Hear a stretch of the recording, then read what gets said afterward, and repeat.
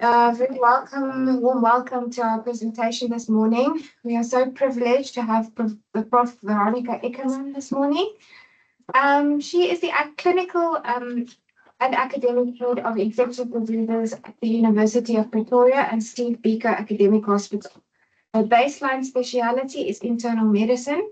She obtained her fellowship in critical care and holds a PhD in infectious diseases. In 2023, she completed her Global Clinical Research Fellowship at Harvard University. As a clinician scientist, Prof Ueckermann's research is focused on HIV, TB, and airborne infectious diseases in a One Health context with a Web of Science H index of 26. She is the chair of the Steve Biko Academic Hospital AMS committee, serves on Gauteng AMS and the Guidelines Committee. She is an examiner for the College of Physicians for the CMSA and serves on the UP MMed and PhD committees. She is passionate about translating research into clinical practice to better outcomes for her patients. Thank you so much. Thank you very much, and thanks for the invitation. Finally, we do have this meeting, Dr. Savani, so I'm quite excited to be here. So today is an ethics talk, and as you all know, an ethics talk will give you more questions than answers, but let's have a look. So I have no conflict of interest other than my association with the University of Pretoria. So if you think back of your pre-graduate years, we were all taught the principles of medical ethics, right? And that medical ethics question you could definitely pass if you just remembered autonomy, beneficence, non-maleficence, and justice. And I think over time we've learned that things like confidentiality, truthfulness, and dignity are probably really what we base our practice on when we get to the ethics of medicine. I think in infectious diseases, it's really an area where all of these come together quite nicely and where, in fact, sometimes they appear to be opposing forces because the rights of the individual versus the rights of the community, there are all sorts of ethical issues around communicable diseases, around notification, around confidentiality. So I think naturally infectious diseases really lends itself towards discussing ethical issues. And I'm going to touch on a few of those today. I'm obviously going to pick those which are most relevant to my own practice, and recently we've had some interesting interactions around ethics. So one of the unique challenges as I see it in infectious diseases, well, I think if we come to the whole era of HIV, which is coming full circle, isn't it? We all know that time when it was a huge big secret if somebody had an HIV test. And in fact, I think some of the private labs still bring me a sealed envelope with a golden sticker with somebody's HIV results. So after decades where you still do have some degree of stigma around diseases such as HIV, tuberculosis, and sexually transmitted infections. And maintaining confidentiality in this context is obviously important whilst we're trying to really educate the public around destigmatization. And those seem like conflicting ideas. And of course, tracing contacts, people at risk in this context becomes very sticky. And generally, if we don't have patients buy-in into that process, it becomes really difficult. What about treatment refusal? So if somebody refuses their chemotherapy for breast cancer, it influences their lives. If somebody refuses to complete their TB treatment, well, it becomes a public concern. And transmissible conditions such as especially multi-drug resistant TB, and as you know, up to 3% of the cases we're seeing now in Gauteng are drug-resistant TB. We face that tension of opposites between respecting the autonomy of the patients and their rights and protecting the community at large. And then one which is really, I think, one of the most difficult challenges facing infectious disease at the moment is antimicrobial stewardship. Because there you're dealing with the autonomy of individual clinicians, you're dealing with the risk of AMS to the larger community, and balancing that individual's treatment in front of you versus the risk of driving infection, I think is for all of us, every time we write an antibiotic, a real ethical issue. How about public health ethics in infectious diseases?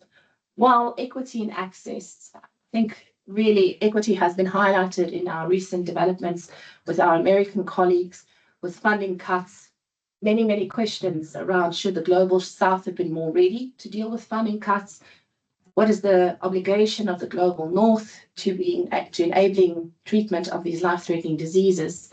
So life-saving interventions such as antiretroviral therapy, vaccines, pre-exposure prophylaxis, really to distribute them fairly is not something that's happened. We all experienced this in the COVID pandemic, where we were at the front line and we didn't have access to vaccines as clinicians yet, but certain countries were hoarding and in fact ended up destroying bulks of vaccines. How about the ethics of research in outbreaks? Didn't we just see that? The NEJM and many other major journals had more retractions during COVID of already published articles than in their history preceding. And that has brought a whole new part of ethics. Urgency should not actually override informed consent, transparency, and of course the protection of participant as well as reporting of results in a responsible way. One of the major public health concerns, I think, in ethics is global solidarity. And high-income countries, whether they have moral obligations and ethical obligations to support low and middle-income countries, both in an epidemic response, and that is with treatment, with funding, with technology transfer. We saw that being a major issue with the vaccines, for instance. If we just could get basically technology transfer, many of the low and middle-income companies would be able to produce their own vaccines. However, if you're taking up the money and it's your cost, what is your obligation in terms of sharing that information? And I think it can be debated from both ends. But what is certain is if we face the next pandemic, the inequity can't be similar to what we saw in the previous.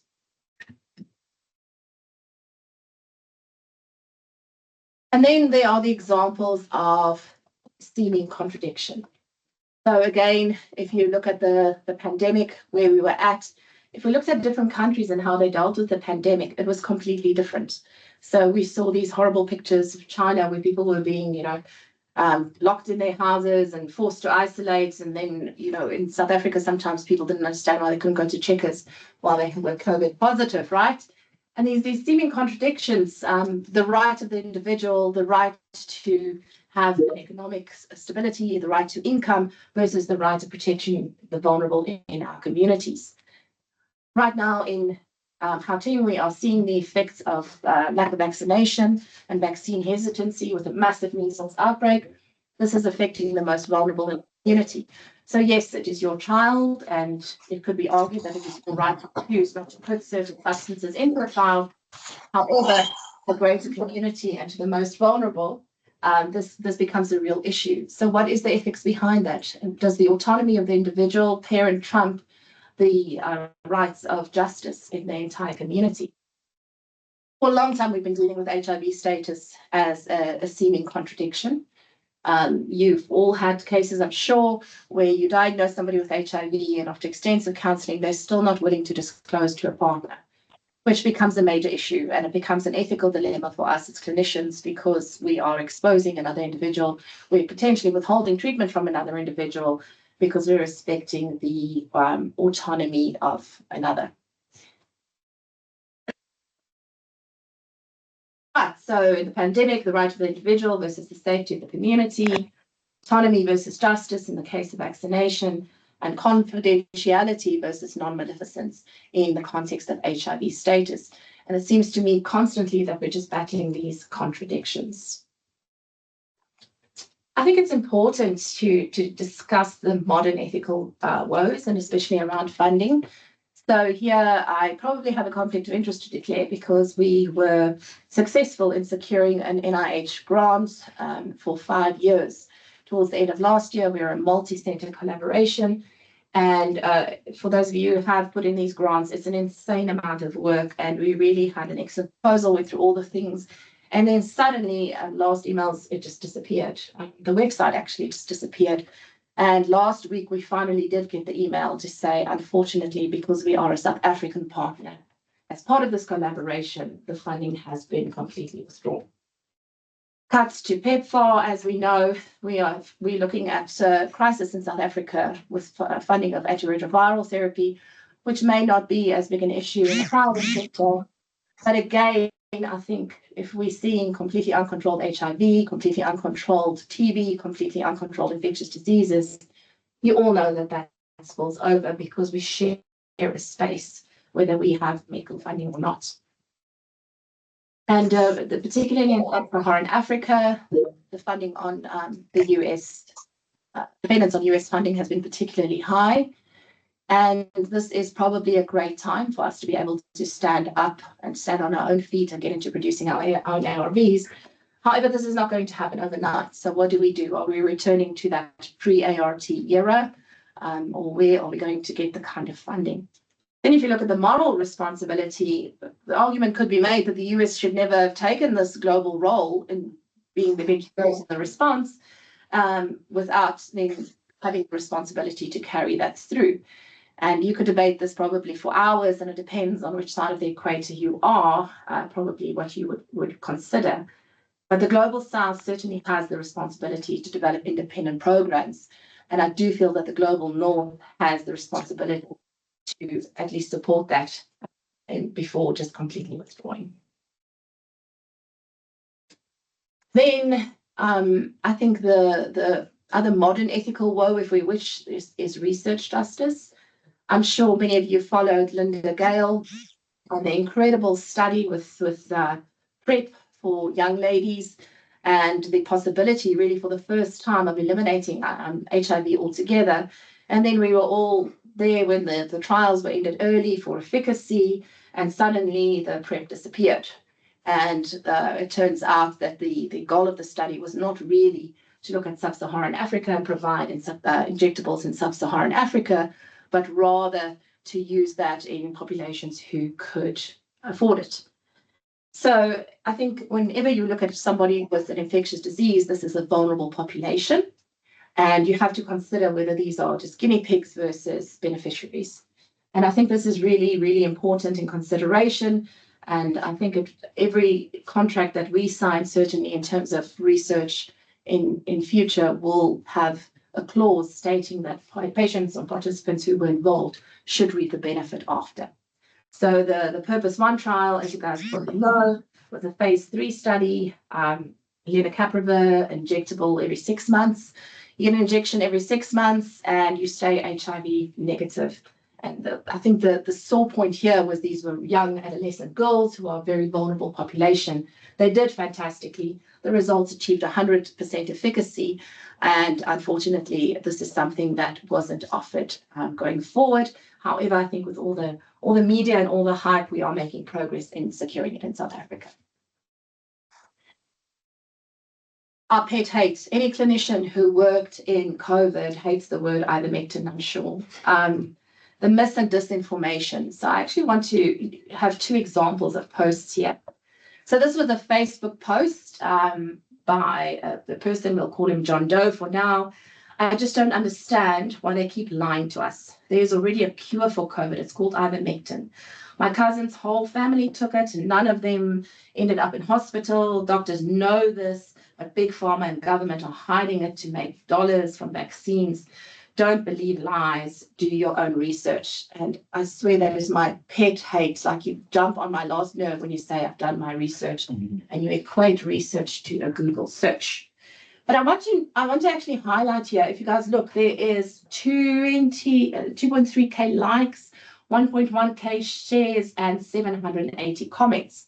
Now let's move to the NICD post, which is paraphrased a little bit from their social media, where it says, COVID vaccines are safe, effective, and they reduce your risk of severe illness and death. Side effects are usually mild and temporary. Protect yourself and your community. Get vaccinated. And if you compare that, there were 200 likes for that post, 35 shares, and 50 comments. So what are we doing wrong? So I think if you go and look, for instance, at followings for really great scientists for Lancet, and you compare that to the Kardashians, who have a lot to back their opinions, what are we doing wrong? And Natalie Shellac and her group actually did a little bit of a search in terms of what we're doing with the information. And in medicine, we tend to keep it for us, right? In all fairness, it's really difficult to explain what took you 12 years to learn to somebody on a social media post. But people are much more aware of the fake news than they are what we're doing in medicine. And perhaps really when we look at ethics, this is something we should also be considering. Should we be more visible? Should we be sharing information? And there's a a great post by the local epidemiologist, she calls herself, and she unpacks things for patients. She translates. We need that middle person between MedSpeak and the community going to get around that. Right, so what about the ethics of antimicrobial prescription? And I know you have a huge stewardship program here, so I thought this would be a good focus point for us. So all the way back when Sir Alexander Fleming discovered penicillin, discovered antibiotics, he already realized that if we were just going to abuse this and misuse it, it would lead to harm and probably undo the benefits that he had discovered. So I'm sure nobody online or in this room does not know stats that we're going to see more deaths by 2050 from antimicrobial resistance than we are from cancer and diabetes combined. And the kind of costs we're looking at is massive. So worldwide, so even South Africa has now come to the party, and they're busy drafting a national policy around getting on top of antimicrobial resistance. But it is bad, it is here, and what seemed like a little bit of a dramatic fake predictions once about a post-antibiotic era has actually become the reality for some patients, as you know. So where do we fit in this picture? So I think the ethical principle of first do no harm becomes really relevant here, because often what we do is we prescribe something with the best of intentions. It's not always necessarily not going to do harm, though. Sometimes we are considered, especially by, I think, some of our basic science colleagues who don't understand why we prescribe so many antibiotics, as partners in resistance, right? I attended a lecture or a debate by pharmacologists, and I really felt like the take-home message where the clinicians were either too dumb or too busy to read. And it's not quite as simple as that. We all know when the patient's in front of you, the results take 48 hours to come out. These decisions are really difficult. And what is really also in the background is the idea of these superbugs, these hospital-acquired bugs. Patients think that they're coming to the hospital, and we think, great, their strep pneumonia doesn't give us enough income, so we're going to give them a CRE, right? Lots of misperceptions, lots of media around this, but also some truth in the mix. And if you think, why is this an ethical issue? I think this is probably the prototype of an ethical issue, because suddenly you've got many, many people involved. Antibiotics are the one drugs where you prescribe to an individual, but you affect an entire community. If I don't give somebody their antihypertensives, at most I affect the family and I have to look after them when he strokes, right? When I mess up on antibiotics, I can actually change the ecology of the hospital. I can change the ecology globally eventually. Sounds dramatic, butterfly effect, but it is actually true. So AMR is a complex, multifaceted global challenge, and it really affects the environment, it affects human and animal health, agriculture, and of course the economy. And given the magnitude of the number of persons involved, the institutions, the societies that it impacts, in fact, it brings about distinct and significant ethical issues. So what do we know about antibiotic prescription? Well, if you look at the PISA study, which was really in South African units, and I know not perfect, published a while ago already, but if you actually look at what was prescribed and how appropriate it was, it seemed like the majority of times prescriptions were ineffective. And if Prof Guy Richards was once quoted in an interview where he said 90% of antibiotics prescribed in the community should not have been. They were all viral infections, and they're not actually going to make you better. And we know that this is a major issue. In my own family, I've heard people say, I went to the doctor, can you believe it? They didn't even give me an antibiotic. My reply is always, keep that GP, he's brilliant. But it goes a little bit beyond that. And I think if we just, blame primary healthcare for giving antibiotics to influenza, we're going to miss the bigger picture. The idea that we're always doing good is also not true at all. In fact, 1 in 5 patients treated with antibiotics is harmed in some way.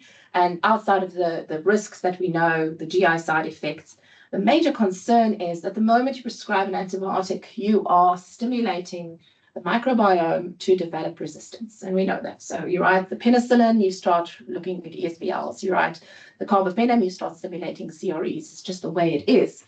and which 20% of patients will at least develop one adverse antibiotic event during.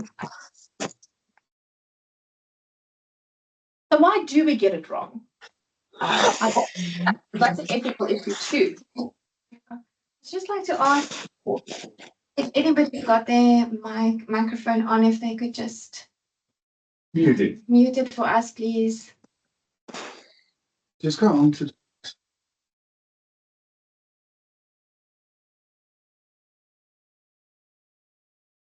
I think everyone's muted now. Okay. Thank you. Thank you. Thanks. So yeah, so why do we get it wrong? So maybe it's because we're idiots. Certainly at this debate where I was, I just looked down like I'm the only clinician in the room. Maybe we don't read. Maybe it's a little bit more complex than that. So there are some studies that are actually done looking at physicians' knowledge, attitudes, and perceptions concerning antibiotic resistance. And there was a survey in a Ghana hospital where they basically found that lots of variability in the knowledge of antibiotic resistance, and introducing education programs actively. Somebody is still. Click on that. This is me. Oh, that's you. Okay. So there's a lot of variability in knowledge of prescription and knowledge of resistance. We're busy with an AMEC study, and I said to the students, that's no issue. We all prescribe 15 milligrams per kilogram. Oh my gosh, apparently we do not, by the way. She keeps phoning me with dosages, and there's this, 200 BD, and there's all sorts of things happening. So sure, there might be an educational point. There's also a bit of a historic point, isn't it? If you all, I don't know how many physicians are in the room, but we all, Prof Kerr, if you were in Pretoria, I still sometimes think like, oh, Prof Kerr said this, which is great and it's wonderful because he was a hero, and some of what he said is definitely still valid. Some of what he said has changed. And I'll never forget when Anton Stolz was still around, we did a round in a certain ICU, and he questioned the antibiotics, and he said, the prof turned around and said to him, my prof did it this way, I will do it this way, and these youngsters will continue it our way. So sure, there is a lot around that, but certainly a focus point for us. I think for us, it's really the tension of opposites. And I think that Kumar, I always call Kumar the room reaper, because as soon as you see a sick patient as a clinician, when they're in front of you, you think you've got 6 hours before they start dying, right? Because Kumar showed for every hour you delay antibiotic treatment, the patient is more likely to die. However, that was in septic shock. That is not a patient with a CRP of 12. And we sometimes miss that, right? So among a study where they looked at 2,104 patients who received Infectious. Somebody's really still unmuted. I don't know who you are. Oh, let's find them. Media phone. There we go. There, right at the end. Is somebody still with their microphone on with the BS?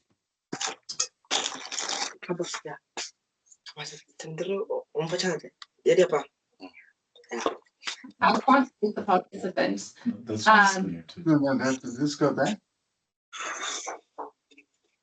Who is that person? Please, can you media phone? But now we're still doing noise. His phone is not there.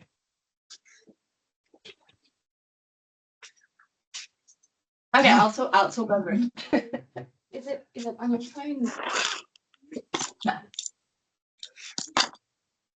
No.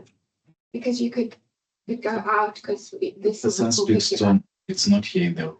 yeah, I mean, the isn't in the room, you're right. Yeah, okay, thanks.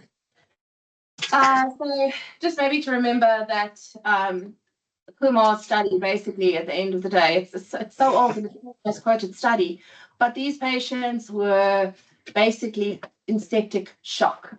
They were not patients whose CRP went up a little bit in the ICU because of various other reasons.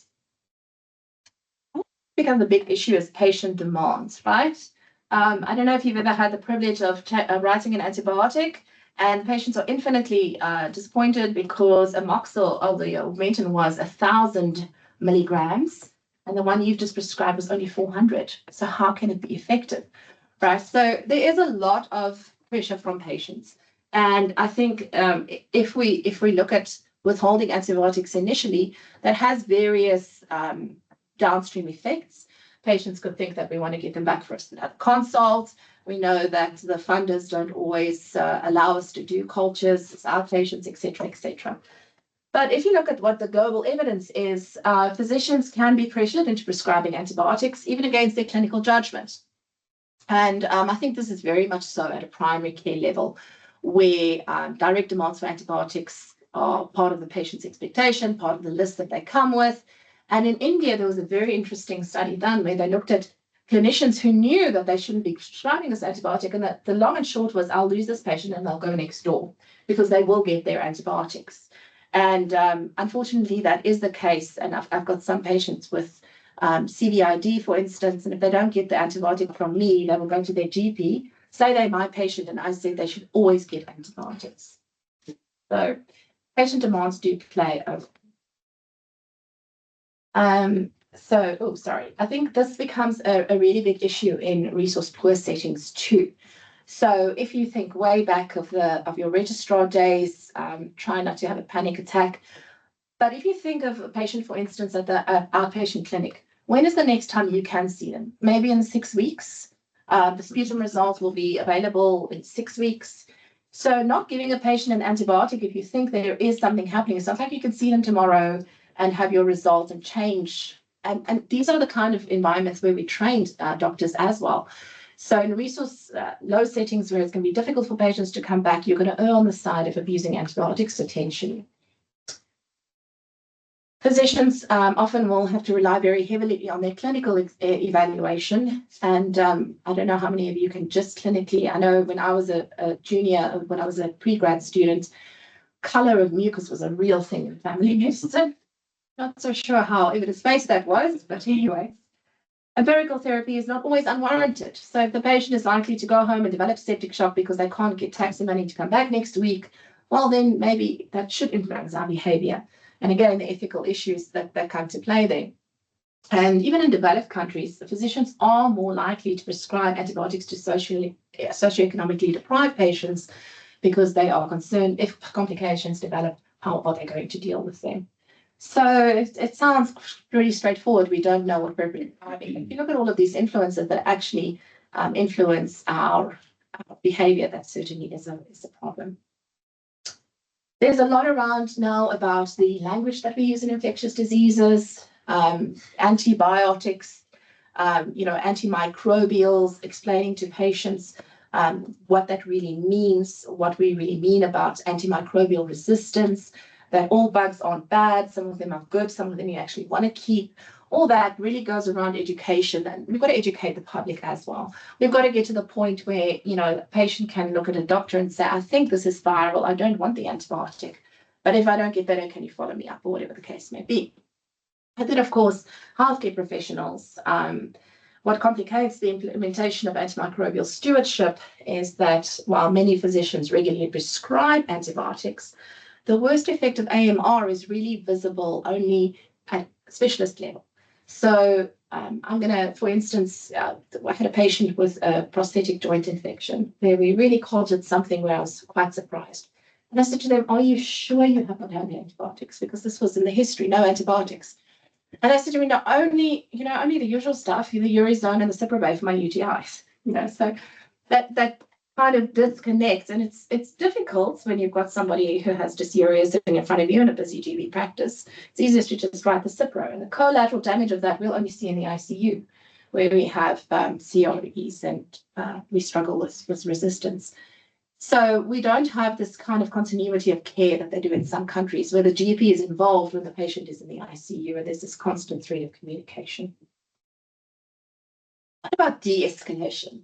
And this is, I always have to smile when I talk about a de-escalation, or whether they call it now narrow spectrum targeted therapy. It's not de-escalation to try and, it's not less. Because this is the most difficult for me. You've all had that where you were busy with the patient for the entire night. You choose an antibiotic, it works. The patient is smiling, the family thinks you're amazing. The CRP comes down, off inotropes, and now you want to change a working plan, right? There's a little bit of inherent resistance to that. The other thing is we often, and this is really, it's published, that the sicker a patient is, the more the inclination to rather not de-escalate. Failure to follow up cultures. You will not actually believe how often this happens where as a consultative service in the hospital, I get consulted because the patient, the Marinum isn't working anymore. And then you open their cultures and, there's the TB or there's whatever. And it's just failure to actually follow those cultures up. Of course, if you've got somebody sending you an SMS or a reminder, that works really well. If you have to log onto one of the computers that works in the entire hospital, check that. It might be a little bit. Right. And inherently, if a plan's working, we stick with the plan, right? And this is really one of the things where antimicrobial resistance is driven, is by failure to de-escalate. Also, of course, we can't just look at medicine. The majority of our antibiotics are actually consumed by agriculture. When I was a registrar still, I had to organize a Section 21 for clinician for a patient. He was a farmer. And he said to me, he doesn't understand why he has to sign for this, because he can just order it online for his pigs.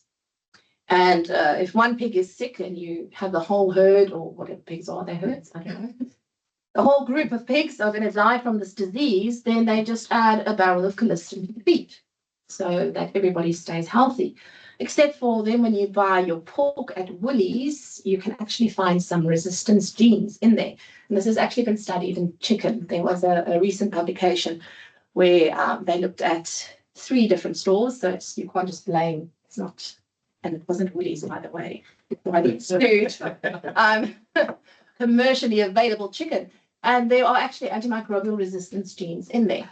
I have a PhD student who's looked at water sources around Pretoria and the migratory birds and the kind of resistance genes we're picking up in water, which is frequented by humans for sports frequently. So it's a much bigger problem than just the GP. Of course, we know that the hospital now extends way beyond the hospital. There's that wonderful thing called a step down where patients disappear to, and we hope they just make it home from there. But it's really a group of people in a setting where there's a lot of antimicrobial resistance genes together, as is nursing homes. It's a lot easier for a GP to come once a week and write antibiotics for everybody with an ailment than for patients to actually reach out. So we're seeing a lot of resistance in patients who are in communal settings. I don't know in this room who's involved in stewardship. Right, so everybody here is involved in stewardship. My condolences. It's the most fatiguing, most exhausting, most nihilistic practice of the life. I'd say at least a half of my day goes into telling people, why did you do that? Right. And it's really, if you look at burnout, critical care is right at the top. It wasn't enough for me, so I combined infectious diseases. So it's a different kind of burnout, begging people to do the right thing. But that is a real thing, right? So you start a stewardship program, everybody's like, we're going to change culture in this hospital. You reach out, you do campaigns, and we did this at a small hospital where we had intensive. We had cleaning campaigns, we had hand wash campaigns, we had lecture series, and the infections dropped. It was beautiful until about 3 weeks after this campaign, behavior re-kicked in. So stewardship fatigue is an actual thing, and if you're not a whole team, and if it doesn't become a culture, it's very difficult to actually manage stewardship overall and achieve the goals of stewardship.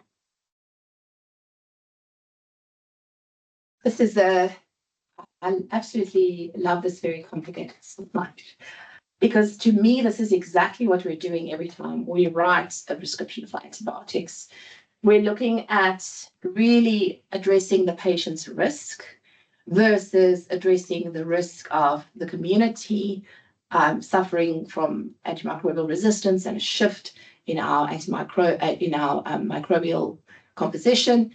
And then we still have to balance cost, right? Because that's a big thing. In my hospital, that is an actual thing. We put up how much Marinum we spent, we put up how much Keftaz Avi we spent.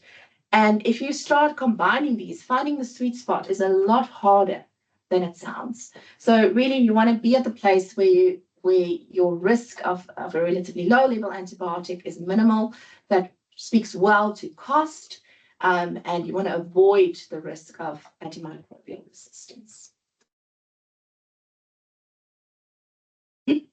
Just in terms of why the ethics of antibiotics becomes important, we went through this like baby boom of antibiotics around the 80s, where new antibiotics were being approved left, right, and center.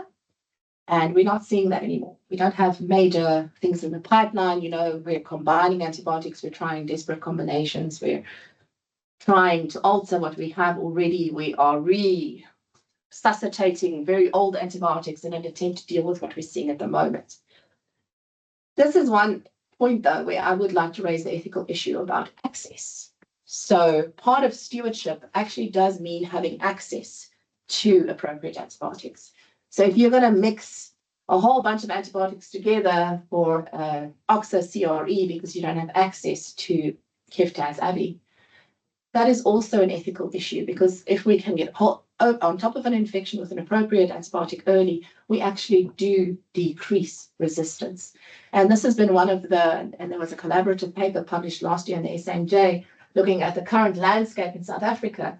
And one of the major issues is that many of the state facilities do not have access to the new antibiotics. And I agree they should be preserved and they should be controlled, as well as they apparently are in private. Depends where you work, I'm sure here it is. But the access does become an issue in terms of equity and distributive justice as well.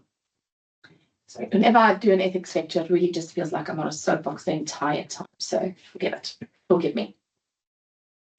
All right, so basically, are we being overly fatalistic with this whole thing? Are we being all sci-fi? And we're actually not. So in the last 20 years, we've really looked at optimizing antibiotic use in hospitals across the world. And I think in South Africa too. I think all the major groups have gotten on board. There are stewardship committees. There are restrictions in place.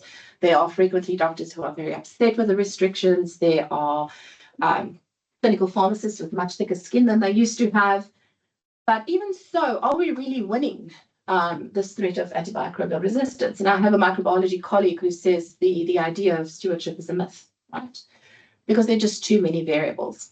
And so despite robust evidence supporting optimal practices, antibiotic decision-making remains suboptimal in most settings, including the hospitals. Globally, resources remain a limiting factor in the implementation of proper stewardship programs. And stewardship programs comes with its own set of collaterals, isn't it? You have to deal with personalities, you have to step on people's toes, you have to open yourself up to peer review, and inevitably, that is quite a labile situation. In addition, antibiotic decision-making is a social process. There's a cultural context, there's contextual factors, as we mentioned, for instance, the resources of the patient. And then, of course, there are also cultural boundaries to what is available to patients. If you come to this hospital, you have access to subspecialists. If you go to certain district hospitals in this country, you have access to a consultant doctor if you're lucky, right? There's a lot of variation. And there's, even if you look between hospitals, what is being practiced is so diverse. And I think it's because there are so many factors playing into it. So the post-antibiotic era, I use this at my hospital. It's the only time I can actually get surgeons to listen to me is if I say you can't replace a hip or a knee in 10 years' time if there are no antibiotics. It's the end. Go find something else. You're just going to do trauma, right? Can you give chemotherapy to a patient if you don't have antibiotics to deal with the side effect? You probably can't. And these are really things that we have to consider. And just to be super dramatic on my soapbox, the power of life and death perhaps lies in the pen. Right, so just some concluding remarks. I think the key tensions is where art and science intersect in infectious diseases. So we have a lot of science. Translating that science to the bedside takes years. Doing so ethically is not really something that is globally equitable at all.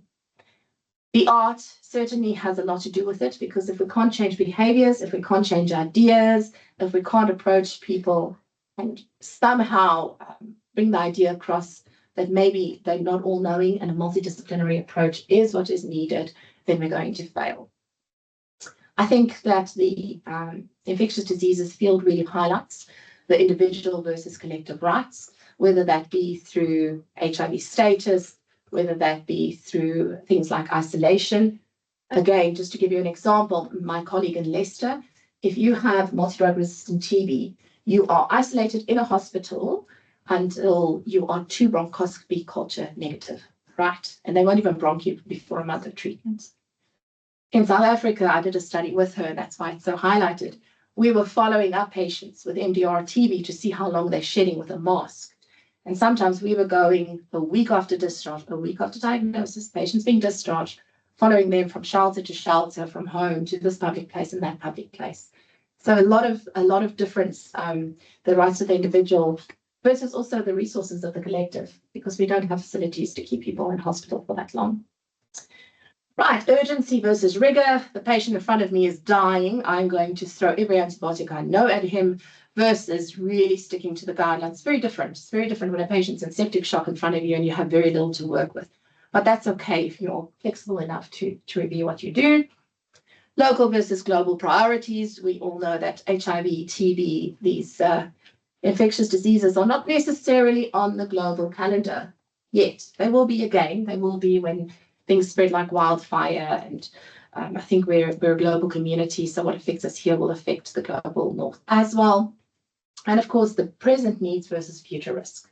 And again, having to really manage patients now with antibiotics and with infections versus the potential of running out in future. So my real conclusion, it's really the last slide, is ethics in infectious diseases. It's about balancing patient rights, community protection, and global equity. Decisions must weigh all of these many, many factors, which sometimes seem contradictory, of beneficence, non-beneficence, and justice. But in ID, justice and public health will actually take on a special urgency because one person's illness can actually endanger the lives of many others. I'm happy to take some questions and comments. I'm sure everybody has something that can contribute to ethics in. Thank you, Veronica. I really appreciate this. Was really, number one, first for coming. Been a long time since we were in corridor with Steve Biko, Kalabong. So thank you for being with me. Tonight, yeah. So look, it's amazing presentation. I really, my focus was really taken. So I just having 2 questions. One is really regarding medical aids, and the second really regarding the role of AI. One, in terms of the medical aid, I mean, obviously, you're in private abdominal medical aid is a discovery. And the moment you admit the patient has pneumonia, the first questions, they have someone sitting on the front saying, what antibiotic you the person know. If no antibiotic, no admission. The question, of course, you need to make sure that the patient have cultures or biofire to directly antimicrobial stewardship, so they can prescribe proper kind of antibiotic. And that's become really a problem because now if you don't give it, the patient will be denied admission and the patient comes from far. So you have to kind of give them antibiotic only to when that patient go to the hospital and it's actually rhinovirus because they can't give you green sputum, which is we see, the past history that if you got green sputum, you got bacterial infection, which is actually really bullshit. Yeah, of course. And the second thing about, can we use the role of AI? I mean, AI is now really, we cannot ignore it anymore. It's one of the new kids on the block. Can we use AI to control antimicrobial stewardship? Like, for instance, you have an AI in the chemist, immediately the moment someone prescribes Meronin, AI completely put a block on it and WhatsApp the AM's team that Meronin be prescribed. How ethical is that? Right. So two very good questions. So first of all, we had this discussion recently. So for instance, an acute asthma that comes in, most of us know that this is viral and Discovery will ask. So the funders have to be part of this. And I feel that they have to be part also of funding appropriate testing. Appropriate. I'm not saying every GP should be performing a biofile, although a lot of them are, which is a whole different issue. But we should have that available. And if we don't have them on board, they are also a huge part of this community. And you're so right. I have heard that over and over and over that if there's not an antibiotic, the patient needs to be discharged. It's not the steroids, the nebs, the everything else. So it's a very good point that you make, and it definitely does need to be addressed. AI, I think, is brilliant. There's various reasons. So let me tell you, if I phone junior doctors, no issue. They will change their script, they'll apologize. If I phone certain of the untouchable demigods, Darren and I just have the level at 5. It's a different issue. I have to hear, I am actually practically an intensivist, nephrologist, cardiologist, and infectious diseases specialist. I just couldn't do all the exams. Or my favorite is I know Jeff Lipman. I'm like, okay, that's fantastic. Jeff isn't here right now. So AI would sort that out, isn't it? It takes away the personal, oh, but you're Veronica, you were my student 30 years ago. How can you tell me 20 years ago? I'm not that old. How can you tell me what to do now? I think that's a great point. I do think there must be flexibility though. So I will very often, and I do this, if I write a prescription, which I'm doing without culture evidence yet, I will write like a little side note to the clinical pharmacist explaining why I'm doing what I'm doing, and don't worry, I will change it as soon as I have better information. So I think there has to be room. If we're going to have like a complete block, like, no, you can't write. I love the idea of activating the AMS team then, because immediately you are enforcing a multidisciplinary team there, which is what that patient actually needs, isn't it? So I think it's brilliant. I think also AI will give us the ability to have stats that you put in front of people. I mean, I think my antimicrobial prescriptions are pristine, right? Absolutely. And then you have somebody audit your data and you're like, oh, wow, that was me. I'll never forget Guy Richards once was doing an outreach in AMS, and he put up a script. And the script was actually Dr. X's script. And Dr. X was, well, clearly this guy has no idea what he's doing, right? So it provides good data that we can confront clinicians with without it being me going, Dr. Tafad, that was a really stupid decision. It's AI, right? The robot, it's less confrontive. So I think it's a fantastic tool with some room, obviously, for thinking, because that AI is very robust. It's A, B, or C. There's no in between. Should pharmaceutical company go to GP and advertise their antibiotics? Because that's kind of what happened in South Africa. No.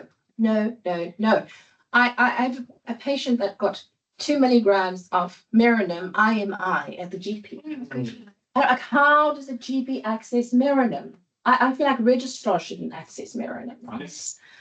So it's a huge issue in South Africa, is the autonomy of the prescriber. Again, I'm going back to Caroline in the UK. Her physicians can write up to pip-tabs. If they want a carbapenem, ID comes in. Neither than the same. Yeah, it has to be that way. And it's not. I mean, and even the biofire, which you mentioned, I love it when patients are like, oh my word, Johnny had 14 different viruses. Unlikely, but okay. It should be used appropriately, and it's a great tool if it's used right. I think it's going to not always be. Critical care, absolutely, but it has its space. Any online questions while others are thinking? Darren? Yes. No, just a comment. I was once consulted by a gynecologist for a patient who had a pneumonia, just to prescribe, as I prescribed, Zinforo for the patient next, so that the gynecologist could mark in a red pen that he doesn't think this is the correct antibiotic and has to change it. So it's there's a very fine balance as well between specialities. There is. So there's you guys have a group, and it makes it a little bit easier. Some of the independent hospitals, so when we start addressing stewardship, the first thing is, who makes you so special that you can tell me? And the second thing is, are you going to stand in court when my patient dies? Are you going to stand in court when that patient dies of, the Canada auris at the end, where they all go eventually, or the corporate? So you're so right. It's and I don't know, we are, let's face it, we're generally A++ personality people, so we don't like being told we're wrong or being regulated. But yeah, it's fun when colleagues step out of their lane. It's not the physicians I struggle with in stewardship. It's the people who don't really study antibiotics that intensively. All right. Any online question? We only can take one question because we're out of time. And also what I want to, patient people, all the EMS doctors that are with Danny, they should just send all their names and MP numbers to Danny so that we can be able to apply for ethic points. And then for specialists who are within our reach, you guys can send the detail to us. And just one question before we go, we got 5 reps who are here to meet Veronica. So please, one last question. Yes. What is your feeling about original drugs versus biologicals and generic? Yes. So, look, I think I was very curious only in the original. So I had a chat with 1 or 2 funders. I think we have to accept that we're going to be in an era where we're not even going to have all the ethicals. That's where South Africa is heading. So I think if we can just have biosimilars, or we can have some data. So a while back, we as a group decided, what do we accept? What do we feel the data is really there for? We all know Merinum and Merinum is not the same thing, right? You can have the same core molecule, but what you mix it with, how it's absorbed, the kinetics does change. So in an ideal world, I want the original ethical for all my patients. I have been told numerous times I don't function in an ideal world. But for instance, we started seeing a spike of, when I was a consultant still in medical ICU, of seizures in patients. And it was actually the specific carbapenem product that had changed. Mm-hmm. And as soon as that was off the mark or off code or whatever tender, and we had our old product back, that disappeared.